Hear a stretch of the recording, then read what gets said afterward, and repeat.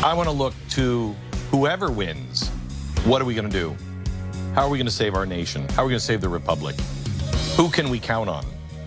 Mark Meckler is the guy who's heading up Convention of States project, and this is a plan that my friend Mark Levin is really big on. The Article 5 of the Constitution is quite possibly the way out. It is the big red handle right there in the cockpit that you pull, and it ejects you out. The founders put it there for perhaps times just like these. Article 5 and the Convention of States project. Where it is, what it is, and how do we get there? Right now. Mark Meckler, he is the guy who's heading up the Convention of States projects. Conventionofstates.com is where you can find all the information. Mark, welcome to the program. Oh, it's always great to be with you, Glenn. Thanks for having me this morning. Thank you. Tell me, first of all, what Article 5 of the Constitution is. Sure. Article 5 is the place that the founders put in the Constitution that allows us to get together as citizens acting through our states to propose amendments to the Constitution specifically to restrain federal tyranny. That's why they put it in there. It got put in literally tomorrow in 1787. George Mason stood up, addressed the convention 2 days before the end of the convention, and said, we have a problem. We've given the federal government the power to propose amendments, but we haven't given the same power to the states acting via the people. And are we so naive? We believe a federal government that becomes a tyranny will propose amendments to restrain its own tyranny. It was just as obvious then as it is now. The federal government will never restrain itself. Thank God the founders gave us this power. Okay, so Mark, this is not like an open convention. This is not, because people are afraid that, you know, you open up the Constitution, you go to an open convention, then, and I will tell you that with what I've learned about the American people in the last year, I'm afraid of this too, that all of a sudden you've lost the entire Constitution. This is just proposing amendments to the Constitution. That's correct, and there's a fundamental legal difference. A constitutional convention is what's called a plenipotentiary convention. As a lawyer, as a constitutional lawyer, I can tell you what that means is a convention that's all-powerful. It can do whatever it wants. And what we're talking about is an Article 5 convention that operates under the strictures of Article 5 of the United States Constitution. It can only propose amendments, and folks who go to that convention can only even debate amendments that fit within the call or the application for that convention. So what would be the call or the application of this convention? So the call or the application that's now pending all over the country, it's been passed by 8 states already. There'll be 38 states taking it up probably in January of next year. And that application provides for 3 subject matter areas. First is the delegates or commissioners can discuss anything that would impose fiscal restraints on the federal government. So that would mean things like a balanced budget amendment or imposing real accounting principles on the federal government instead of the fantasy accounting principles they use. So that's the first area, fiscal restraints. Could that include the abolishing of the Fed? Absolutely would include abolishing of the Fed. It could include abolishing, repealing the 16th Amendment, the federal income tax, anything that would deal with federal financial power. Again, it's important to remember, Glenn, only restrictions on that power. They would not have the authority to expand that power in any way. So they could not say, hey, we've got to be fiscally responsible, we have to raise taxes. Anything that would expand federal power cannot even be discussed at that event. Okay. All right. So the second one. Second area, which is actually my favorite, is anything that would limit the scope, power, and jurisdiction of the federal government. So to give you some examples of that, your listeners know this better than anybody, much of the federal government operates under the alleged authority of the Commerce Clause, which gives the federal government the power to regulate interstate commerce. So it was meant as a very narrow, small, tiny enumerated power for the federal government.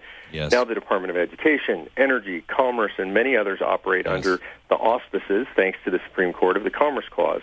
We could limit that Commerce Clause, limit the federal power in the Commerce Clause, and say something like, it applies only to the shipment of goods across state lines, which is what the founders intended. Yes. So we could dramatically limit the scope, power, and jurisdiction of the federal government. We could limit the scope of review of the federal courts, because, again, that's scope, power, and jurisdiction of the federal government. And everybody knows 72% of Americans say the federal government is too big, too powerful, and does too much. So this is my favorite approach. The Commerce Clause, I had no idea how powerful it was. 10 years ago, I had no idea. I'd never even heard of it. Doing my homework, just limiting the scope of that completely changes everybody's workplace. Or has the power to, in a positive way. Absolutely. I think that, to me, that's the single most important potential amendment. And the third? The third one is term limits. 80% of Americans have been in favor of term limits, polled consistently for over 30 years. The federal government will never impose term limits on itself. Congress got close once, and it got defeated by Republicans as well. So it's important to note people who have power don't generally give up that power voluntarily. Now, so Congress could have term limits imposed, but this one's more important to me, actually, Glenn, which is term limits for the United States Supreme Court and all federal judges. Founders never intended for federal judges to serve for 20 and 30 years at a time. In fact, average age of appointment was 47 at the time of the founders. Average life expectancy of a male was 54. They expected these folks to serve a few years at most, and we need to go back to something like that. So let me ask you this. Is there a possibility of any term limits for the federal employees as well? I'm concerned about, a guy coming in with 2 terms starts to figure out what's going on, and then has been manipulated by the system, because you're walking in with no institutional knowledge with term limits. All the institutional knowledge is there with the handlers, and that'll be controlled by somebody. So how do we break apart the special interest and the handlers, the term limits with the people in the State Department? Yeah, I completely agree with you. And yes, you can absolutely do that. We can limit the terms of anybody in federal service, and we ought to. I live in California, one of the states that has term limits. I've seen the results up close. It's exactly as you described. What happens is it empowers this unholy alliance between bureaucrats and the lobbyists. Yep. And frankly, the elected officials become secondary to the process because the bureaucrats and lobbyists know they can outlast them. So in my opinion, term limits alone for elected officials is not good and probably leads to more problems than it solves. So then how would you solve that if it's opened up? Because everybody will say, I want term limits, but I agree with you, and I don't have any institutional knowledge that you do. My gut just tells me that's a very bad thing without looking at the other hand. Well, so all of that is available in convention, and I'm totally convinced that you're going to have some incredibly smart people from all over the country involved in convention. People like you and me are going to have plenty of influence in convention, because this is going to be the greatest public debate in American history, possibly since 1787. It's going to be, everybody's going to see what's going on, everybody's going to know what's going on, and good conservatives all over this country are going to be very influential in the debate. It's important to remember in convention, all states will be there. 31 states today have both houses controlled by Republicans. So folks who believe in limited government will be the dominant force at any convention like this. Mark, can you tell me about the possibility of hijacking in this in any way? You have had to have, known that the Soros powers and the people like that the progressives don't want a strong constitution. They've been fighting against it. They don't want a strong nation state. They're not going to leave this alone. If this really catches, how do you protect, and what have you thought about for possible, hacks? Sure. So first, it's important to note that the radical left is adamantly against what we're doing. And you'll hear rumors out there that Soros supports this, et cetera. I can tell you his organizations right now are issuing position papers saying this is the most dangerous thing ever been done in American history. But that doesn't mean that they won't try to come and they won't try to influence what happens. I agree that they will. So there are multiple safeguards against this. On the front end, it's important to note the convention is called according to an application or a resolution passed in these states. It's identical in all the states, and it limits what can be talked about. We have had the finest constitutional scholars in the country review this, including Robbie George at Princeton and Randy Barnett at Georgetown, wow. Of course, Michael Ferris, Rob Natelson. And we've asked them, can you put anything in under the auspices of these 3 areas that would expand the power of the federal government or reduce our liberty? Their collective opinion is no. The finest constitutional conservative scholars in the country. So that's number one. On the back end, the most important protection is it takes 38 states or 3/4 of the states to ratify. So this is what you have to believe if you believe in this runaway convention nonsense. You have to believe, for example, let's talk about the Second Amendment and gun rights. I hear people say they're going to take away our guns in this convention. It takes 38 states to ratify. That means any 13 states can stop it, and frankly, one house in each of 13 states. You have to believe that states like Alabama and Tennessee, Texas, Georgia, the Carolinas are going to vote to take away your guns, because that's what would have to happen if the convention did run away, which I believe it can't, but it would have to happen that the most conservative states in the country, the 13 most conservative, would have to ratify something that limits our liberties. And that's just not going to happen. I've been in 40 states in the last 2 years. I know these legislatures inside and out. Now, that also couldn't happen because you couldn't open up the Second Amendment and you couldn't expand the power of the government. When the Constitution is saying it shall not be infringed, you can't do anything, that, even though they've bastardized all that, you couldn't give the government more power to confiscate guns because that's absolutely of correct. the two safeguards, right? You've got protections all the way through. So there's the opening protection of the lanes that are set up, the things you can discuss, limited to things that limit the power. In convention, remember, each state controls its own commissioners. And the commissioners will go with something, a piece of paper called a commission that says what their authority is, which is according to the application. And if they exceed that authority, they are automatically recalled by their states. And in fact, some of the states are passing something called Delegate Responsibility Acts or Delegate Limitation Acts, which impose criminal penalties if they exceed their authority. So how close are we to this happening, this being a reality? Well, so we passed in 8 states. We have leadership teams in all 50 states. There are 1.45 million activists across the country. We now have literally support in every single state legislative district in the United States of America. That's never happened before. I think we have a fairly decent chance of getting from 8 to 34 states in this coming cycle in 2017. I would virtually guarantee it by 2018. But I think we have a good chance in 17. It depends on how the election goes.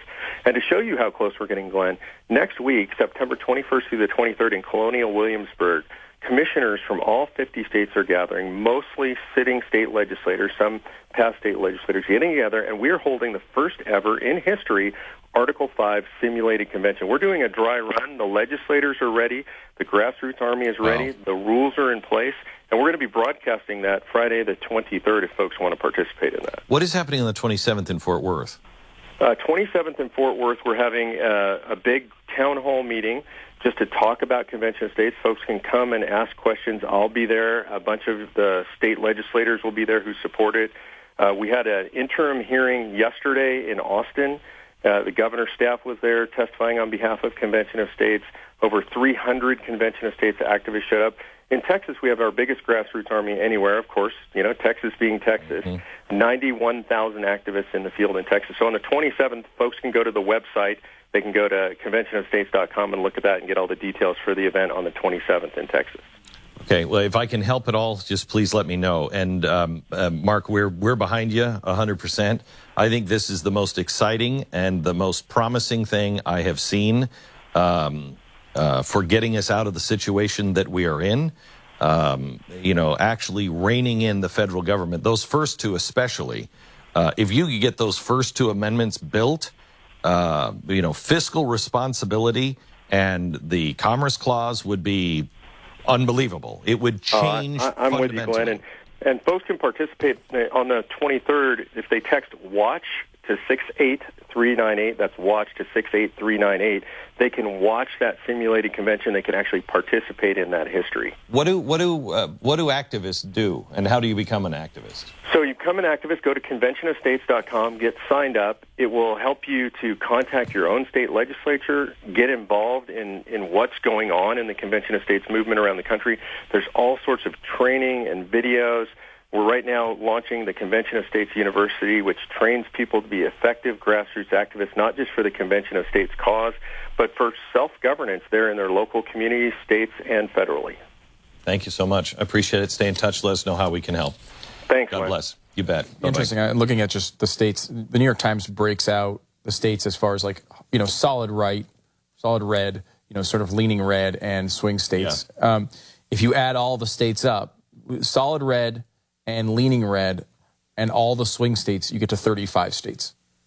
So you'd have to pick off, obviously, all the red states and almost all of the swing states, but you don't have to get Delaware to do this, to get this convention started. You only need 34. So, how many do they have so far? He said they passed it in 8. But they have it on the ballot. I think he said in 38 would be a total. I'm telling you, this is the solution. It's this the most is a real solution. It's the most realistic plan to having some conservative. This puts teeth into what the Tea Party was saying they believed in. This is, okay, we want fiscal responsibility, we want our freedoms back, and we want you clowns to be limited in your power in Washington. Those three things. This puts teeth. You want to see the president and Soros afraid, it's this. You had me at term limits. Yeah, I mean, that's the one I'm a little iffy on. I am not. I am total. I used to be iffy on it. I am 100% with it now. Well, I will tell you this. The first one is critically important. Actually, the first two, because they go hand in hand. The Commerce Clause, which your business operates under federal regulations now because of the Commerce Clause. And we didn't have that until FDR. And that choked business down. And then the first one, fiscal responsibility. You change those two things, and we can stop talking about death and destruction when it comes to finances. I will fight cheerfully and do my utmost as if the issue of the whole struggle depended on me alone. With God's help, we can and will resolve the problems which now confront us.